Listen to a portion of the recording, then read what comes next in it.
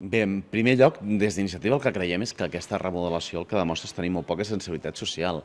Després d'haver fet fracassar les polítiques d'igualtat, van aparcar l'ampliació dels permisos de paternitat, el que fan és fer desaparèixer el Ministeri. Després d'haver finiquitat les polítiques d'habitatge, totes les partides d'habitatge baixen, el que fan és eliminar el Ministeri. És veritat, les polítiques d'habitatge o les d'igualtat, qui acabava amb elles, era la pèssima política del govern i la política de baixades pressupostàries, però això el que fa és, òbviament, constatar que per en Zapatero les polítiques socials no són la prioritat. Segon element, ja gira a la dreta. I gira a la dreta perquè el que tocava en aquest govern era canviar la ministra d'Economia, per canviar les polítiques econòmiques, que és el que està fent pitjor aquest govern.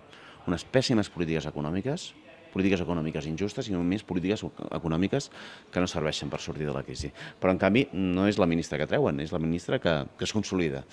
I es consolida parapetada, en aquest cas, amb l'acompanyament d'en Rubalcaba i d'altres ministres que jugaran un paper molt determinant. Per tant, no hi ha compromís social, no es canvia allò que s'ha de canviar, les polítiques econòmiques, i a més, els canvis que s'introdueixen són canvis que estan lligats de mans i peus. I per acabar, l'últim exemple, l'exemple de la nova ministra de Medi Ambient.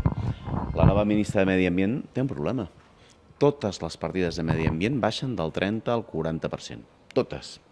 I la pregunta és com es pot fer política de medi ambient si aquest govern ha decidit fer del medi ambient una anècdota. Jo crec que ho té molt difícil. De fet, em sap greu per ella, perquè sincerament crec que va a un dels pitjors governs dels darrers anys, dels més conservadors i dels que han tingut menys sensibilitat ambiental. I per tant, aquesta és la valoració que fem.